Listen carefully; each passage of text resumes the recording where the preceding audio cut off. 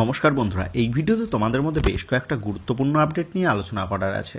সেক্ষেত্রে ভিডিওটা না স্কিপ করে পুরোটা দেখার অনুরোধ থাকলো। আর তোমরা যারা চ্যানেলে প্রথমবার এসেছো তারা কিন্তু অবশ্যই ভিডিওতে লাইক দিয়ে চ্যানেলটা সাবস্ক্রাইব করে রেখো, কারণ তুমি কিন্তু এখানে তোমার প্রিয় দলের সমস্ত রকম খেলার খবর সবার আগে পেয়ে যাবে।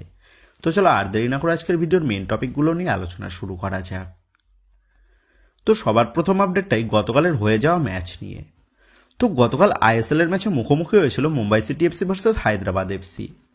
তো গতকালের ম্যাচ শেষ হওয়ার আগে পর্যন্ত আমাদের সকলেরই ধারণা ছিল মুম্বাই সিটি এফসি তারা হায়দ্রাবাদ এফসিকে অনায়াসেই হারিয়ে দেবে, কারণ বর্তমানে হায়দ্রাবাদ এফসি দলের যা পারফরমেন্স তাতে হায়দ্রাবাদ এফসি তারা যে মুম্বাই সিটি এফসির কাছে বড় ব্যবধানে হেরে যাবে সেটাই কিন্তু সকলের ধারণা ছিল। তবে কথায় আছে ফুটবল হচ্ছে আনপ্রেডিক্টেবল গেম। তো ঠিক সেই মতনই গতকাল হায়দ্রাবাদ এফসি তারা কিন্তু তাদের নাছোড়বান্দা মনোভাব নিয়ে মুম্বাই সিটি এফসি দলকে আটকে দিয়েছে। তবে গতকালের ম্যাচে মুম্বাই সিটি এফসি তারা কিন্তু যথেষ্ট চেষ্টা করেছে গোল করার। ইভেন মুম্বাই সিটি এফসির নোয়া গতকালের 18টা গোলমুখী শটের মধ্যে 8টা শটই কিন্তু ছিল অন টার্গেট। তবে ভাগ্য সাথ না দেওয়ায় মুম্বাই সিটি এফসি দল তারা কিন্তু গোলের দরজা খুলতে সম্পূর্ণ ব্যর্থ হয়। তো যাই হোক, শেষ পর্যন্ত গোলশূন্যভাবেই কিন্তু গতকালের ম্যাচটা শেষ হয়। তবে মুম্বাই সিটি এফসি গতকাল ম্যাচ ড্র করলেও তারা কিন্তু 21 ম্যাচে 32 পয়েন্ট নিয়ে তারা পয়েন্টস টেবিলের পঞ্চম স্থান অধিকার করে আছে। কিন্তু এই মুহূর্তে আবার আইএসএল এর পয়েন্টস টেবিলের যা পরিস্থিতি তাতে কিন্তু শেষ পর্যন্ত ষষ্ঠম স্থানে কোন দল শেষ করবে সেটাই কিন্তু দেখার বিষয় হবে, কারণ ওড়িশা এফসি তারাও কিন্তু টপ 6-এর জন্য বেশ ফাইট দিচ্ছে। সেক্ষেত্রে ওড়িশা এফসি তারাও কিন্তু চাইবে তাদের নেক্সট ম্যাচগুলো থেকে পুরো পয়েন্ট সংগ্রহ করে টপ 6-এর নিজেদের জায়গাটা পাকা করে নিতে। তবে আবার আগামী 23 তারিখ ওড়িশা এফসি তারা যদি মোহনবাগানের কাছে হেরে যায় তাহলে কিন্তু টপ 6-এর রেসে অনেকটাই ছিটকে যাবে ওড়িশা এফসি। সেক্ষেত্রে আগামী 23 তারিখের ম্যাচটা মোহনবাগান ও ওড়িশা এফসি দুটো দলের কাছে কিন্তু বেশ গুরুত্বপূর্ণ একটা ম্যাচ, কারণ একদিকে ওড়িশা এফসি তারা যেমন টপ 6-এর জন্য লড়বে এই ম্যাচে, অপর দিক দিয়ে কিন্তু আবার মোহনবাগান দল তারাও চাইবে 23 তারিখ ওড়িশা এফসিকে হারিয়ে অগ্রিম লিগ শিল্ড জয়ের স্বাদ নিতে। তো বন্ধুরা, তোমাদের মতে মোহনবাগান এফসি, গোয়া জামশেদপুর এফসি এবং নর্থ ইস্ট ইউনাইটেড এফসি এই 4 দল বাদে আর কোন 2 দল সুপার 6-এর জন্য কোয়ালিফাই করতে পারে? এই বিষয়ে তোমাদের মতামতটা কিন্তু অবশ্যই নিচে কমেন্ট করে জানিয়ে দিও। তো যেভাবে নেক্সট আপডেটটা বেরিয়ে আসছে ওড়িশা এফসি দলের প্রধান বিদেশি আহমেদ জাহুকে নিয়ে। তো এই আহমেদ জাহু হচ্ছে সার্জিও লোবেরার প্রধান অস্ত্র, আর সেটা কিন্তু আমরা বহু বছর ধরেই মুম্বাই সিটি এফসি দলের খেলাতে দেখে এসেছি এবং এখন কিন্তু ওড়িশা এফসি দলেও দেখছি। আহমেদ জাহু তিনি কিন্তু গোটা ওড়িশা এফসি দলের মাঝমাঠ এবং আক্রমণ ভাগকে পরিচালনা করে।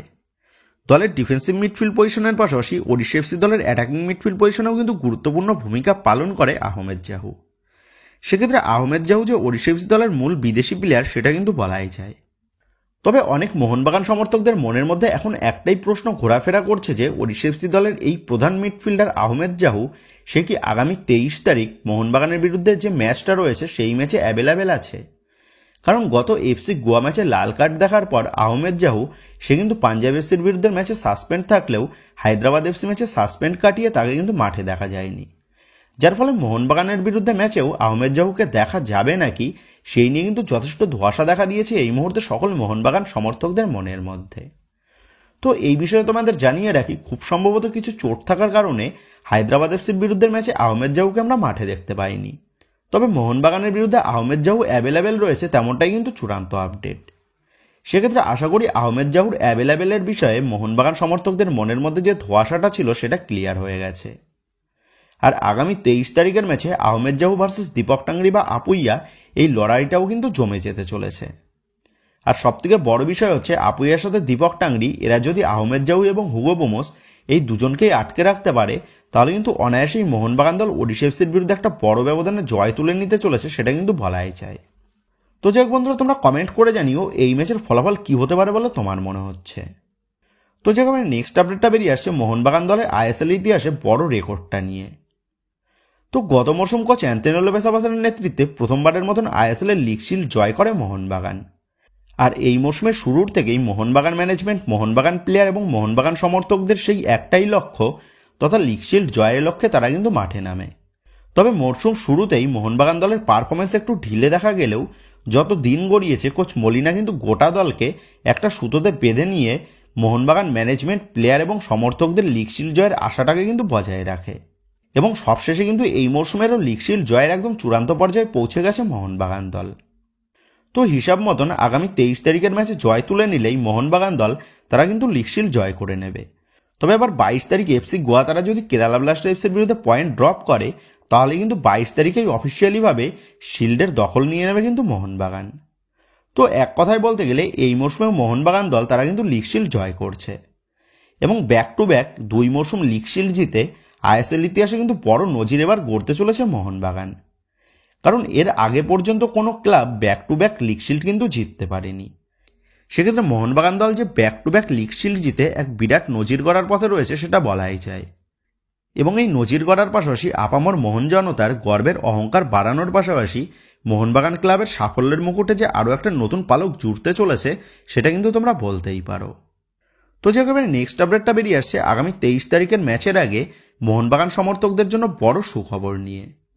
তো এই 23 তারিখ মোহনবাগান দল লিগ শিল্ড জয়ের রাস্তা পাকাপাকি করার পাশাপাশি আশা করা যাচ্ছে এই 23 তারিখের ম্যাচে অগণিত মোহনবাগান সমর্থকরা গ্যালারি ভরিয়ে এক নতুন রেকর্ড গড়বে।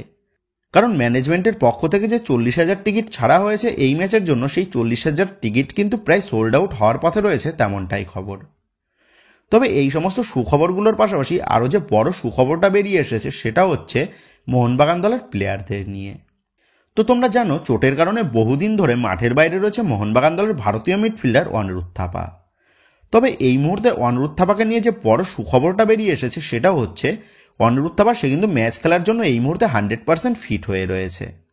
ইভেন গত দুদিন ধরে সে কিন্তু দলের সাথে পুরোদমে অনুশীলনও সেরেছে।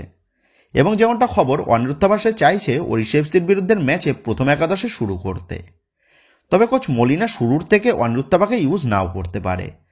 সেক্ষেত্রে সাবস্টিটিউট হিসাবে অনিরুদ্ধ থাপাকে কিন্তু আমরা এই ম্যাচে দেখতে পেতে চলেছি।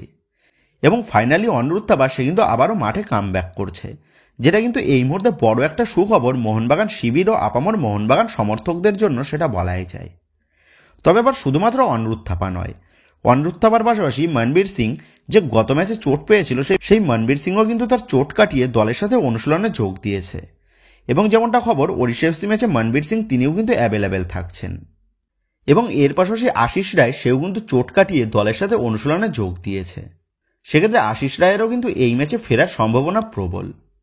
তবে সাহাল আব্দুল সামাদের চোট কিন্তু এখনও পুরোপুরি রূপে সেরে ওঠেনি। সেক্ষেত্রে খুব সম্ভবত এই ম্যাচে সাহাল আব্দুল সামাদ কিন্তু আনঅ্যাভেলেবেল থাকতে চলেছে। তো যে একেবারে লাস্ট আপডেটগুলো বেরিয়ে আসছে ইস্ট বেঙ্গলকে নিয়ে। তো এই মুহূর্তে দাঁড়িয়ে ইস্ট বেঙ্গল তারা কিন্তু বড়সড় সমস্যার সম্মুখীন হয়েছে। তো তোমরা জানো কলকাতা লিগ চ্যাম্পিয়ন হওয়ার পথে ছিল কিন্তু ইস্ট বেঙ্গল দল। তবে সেই সময় ডায়মন্ড হারবার এফসির সাথে ইস্ট বেঙ্গলের ম্যাচ বাকি থাকার কারণে ইস্ট বেঙ্গল দলকে কিন্তু চ্যাম্পিয়ন ঘোষণা করা হয়নি। কিন্তু আইএফএ তারা কিন্তু আবারও সেই খেলাটাকে রিজিউম করেছে এবং খুব সম্ভবত গত 13 তারিখ ডায়মন্ড হারবার এফসির বিরুদ্ধে যে ম্যাচটা বাকি ছিল সেই ম্যাচটা খেলার কথা ছিল ইস্ট বেঙ্গলের। তবে সেই ম্যাচ খেলার জন্য ইস্ট বেঙ্গল দল তারা মাঠে উপস্থিত হলেও ডায়মন্ড হারবার এফসি তারা কিন্তু মাঠে উপস্থিত হয়নি, যার কারণে সেদিনের ম্যাচটা কিন্তু বাতিল হয়ে যায়। তবে তখন ডায়মন্ড হারবার এফসির মাঠে অনুপস্থিত হওয়ার কারণটা জানা না গেলেও বর্তমানে যেমনটা জানা গেছে ডায়মন্ড হারবার এফসি ম্যানেজমেন্ট তারা যেদিনে ম্যাচ খেলতে চেয়েছে সেই দিনে আইএফএ প্রথমে ম্যাচ খেলানোর প্রতিশ্রুতি দিলেও পরবর্তীতে আইএফএ তারা কিন্তু ম্যাচের তারিখটাকে পরিবর্তন করে এবং ডায়মন্ড হারবার এফসির পরপর ম্যাচ থাকার কারণে এবং তাদের জানানো তারিখে ম্যাচ না দেওয়ার কারণে তারা গত 13 তারিখ তারা মাঠে আসেনি, তেমনটাই কিন্তু খবর জানা গেছে। এবং বর্তমানে দাঁড়িয়ে যে লেটেস্ট আপডেটটা জানা গেছে আলিপুর আদালতের থেকে আইএফএর বিরুদ্ধে স্টে অর্ডার নিয়ে এসেছে কিন্তু ডায়মন্ড হারবার এফসি, যার ফলে ইস্ট বেঙ্গলের কলকাতা লিগ চ্যাম্পিয়ন হওয়ার ম্যাচ কবে হবে সেই নিয়ে কিন্তু আবারও সংশয় সৃষ্টি হয়েছে। এক কথায় বলা চলে ট্রফি হাতের কাছে থাকা সত্ত্বেও ট্রফি কিন্তু অধরাই থাকছে ইস্ট বেঙ্গল দলের।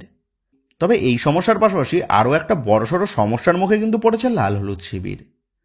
তো তোমরা জানো আগামী 5 তারিখ ইস্ট বেঙ্গল দলের এএফসি চ্যালেঞ্জ লিগের কোয়ার্টার ফাইনালের প্রথম লেগের ম্যাচ রয়েছে।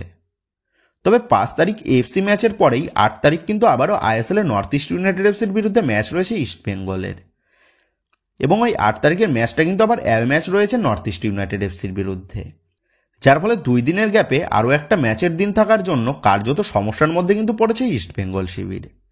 এবং যেমনটা খবর ইস্ট বেঙ্গল ম্যানেজমেন্ট তারা কিন্তু এফএসডিএল এর কাছে চিঠি লিখে অনুরোধ করেছে যাতে আইএসএলে তাদের শেষ কয়েকটা ম্যাচের সূচি যেন পরিবর্তন করা হয়। সেক্ষেত্রে কলকাতা লিগের ট্রফি অধরার পাশাপাশি খেলার কোণঠাসা সূচি নিয়েও যে ইস্ট বেঙ্গল শিবির বেশ সমস্যার মধ্যে রয়েছে সেটা বলাই যায়। সেক্ষেত্রে এখন এটাই দেখার বিষয় হবে ইস্টবেঙ্গলের ডাকে সাড়া দিয়ে এফএসডিএল তারা ইস্টবেঙ্গলের শেষ কিছু ম্যাচের সূচি পরিবর্তন করে নাকি। তো যাই হোক বন্ধুরা, এই ভিডিওতেই গুরুত্বপূর্ণ আপডেট করাই তোমাদের মধ্যে শেয়ার করার ছিল। তো আশা করি ভিডিওটা তোমাদের ভালো লেগেছে। তো যদি ভিডিওটা ভালো লেগে থাকে তাহলে ভিডিওতে লাইক দিয়ে চ্যানেল সাবস্ক্রাইব করে পাশে থাকা বেল আইকনটা অবশ্যই প্রেস করে দিও। আর তোমরা যারা এখনো পর্যন্ত আমাদের সোশ্যাল মিডিয়া পেজের সাথে যুক্ত হওনি তারা কিন্তু অবশ্যই নিচে ডিসক্রিপশন বক্সের লিঙ্ক থেকে আমাদের সোশ্যাল মিডিয়া পেজের সাথেও যুক্ত হয়ে যেও, কারণ এখন কিন্তু সমস্ত লেটেস্ট আপডেটগুলো সবার আগে আমাদের সোশ্যাল মিডিয়া পেজেই পোস্ট করা হয়। আর তোমরা এখন ফেসবুক এবং ইনস্টাগ্রামে গিয়ে তোমরা আমাদের এই চ্যানেলের নাম লিখে সার্চ করলেও তোমরা কিন্তু আমাদের ফেসবুক এবং ইনস্টাগ্রাম পেজটাও খুঁজে পেয়ে যাবে। সেক্ষেত্রে তোমার প্রিয় দলের সমস্ত রকম লেটেস্ট আপডেট সবার আগে জানার জন্য এবং আমার সাথে সরাসরি যে কোনো বিষয়ে কথা বলার জন্য তোমরা কিন্তু অবশ্যই মনে করে আমাদের সোশ্যাল মিডিয়া পেজের সাথে যুক্ত হয়ে যেও। তো বন্ধুরা, এই ভিডিওটা এটুকুই ছিল। তো আসি বন্ধুরা, দেখা হচ্ছে পরের ভিডিওতে।